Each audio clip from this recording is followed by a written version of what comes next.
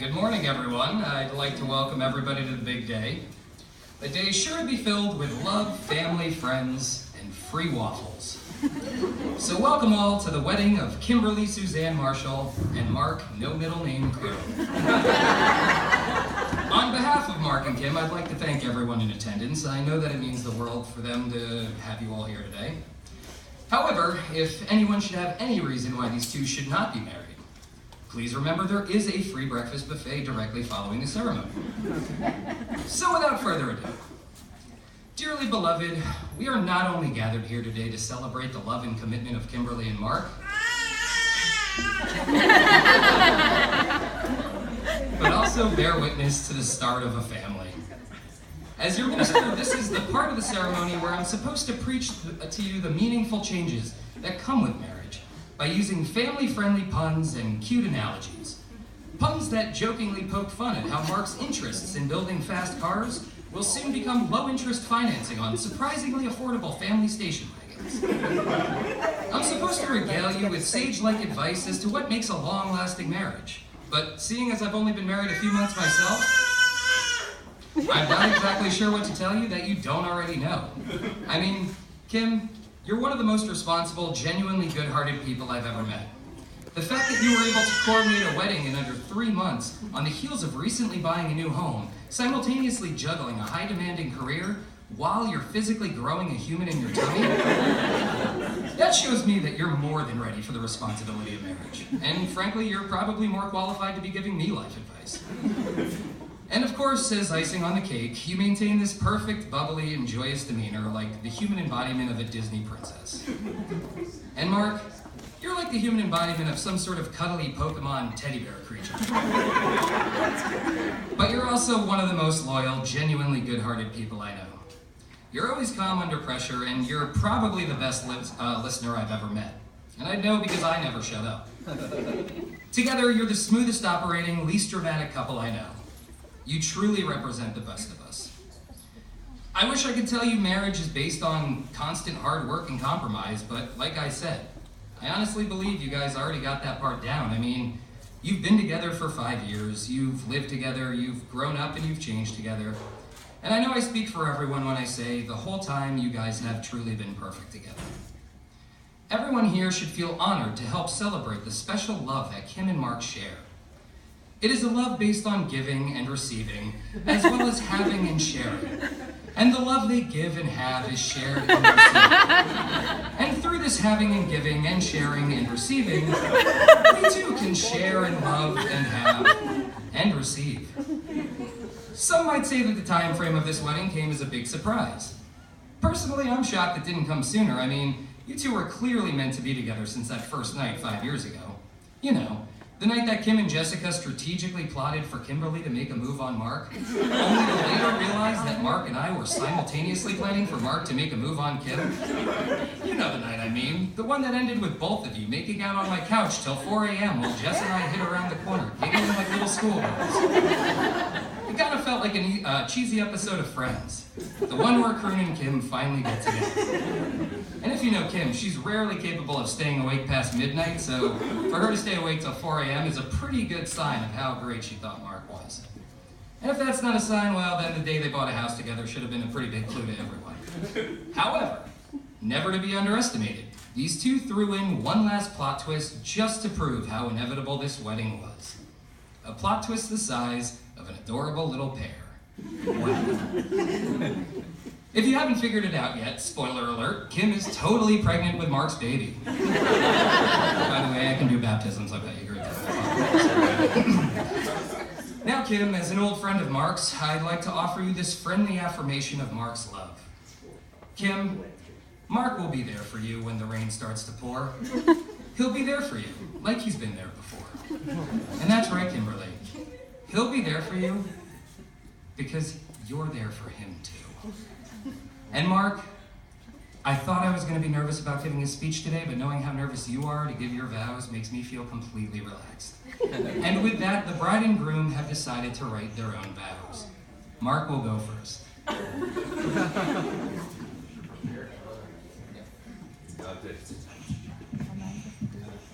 It's good to take. All right.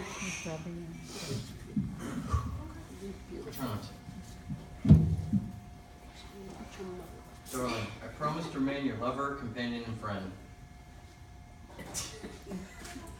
I promise to make space on the couch for you, even when Charlie is stretched out on it.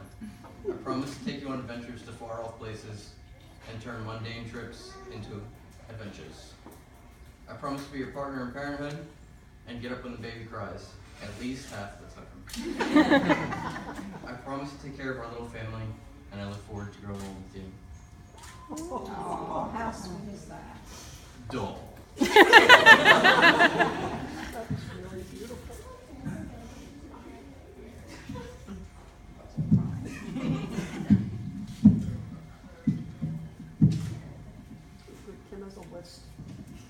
Oh, if anyone knows me well, I have a tiny little poem here.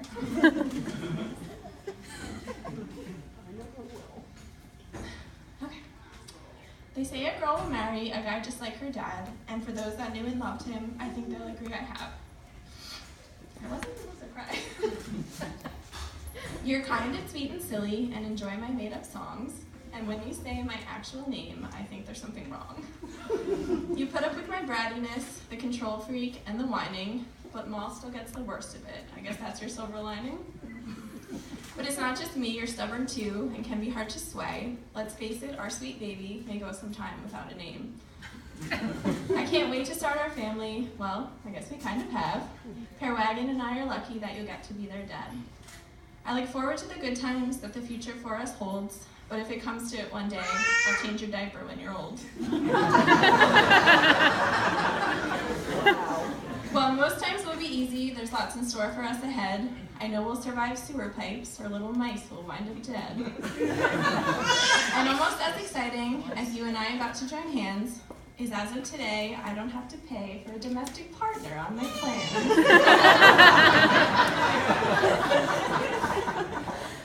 All jokes aside, I can't imagine us not sharing this sweet life. I love you, my big doodle head, and can't wait to be your wife. Beautiful. Kim, I legitimately never realized you were that funny of a writer. I'm thoroughly impressed.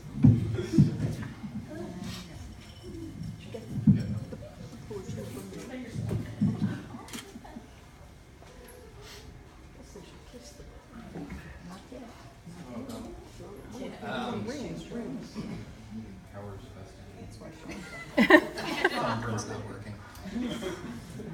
Okay. Nice desk. Yeah, I have the rings, please.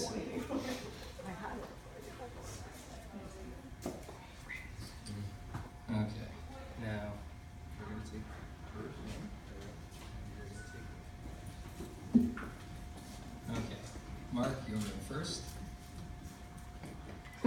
Do you, Mark Kroon, take Kimberly Marshall to be your lawfully wedded wife through the good times, the bad times, and for all time? Yes, I do.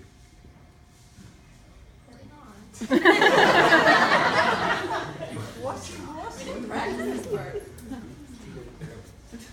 And Kimberly, do you take Mark to be your lawfully wedded husband through the good times, the bad times, and for all time? Then, by the awesome power invested in me, by the state of New Jersey, I pronounce you husband and wife. Take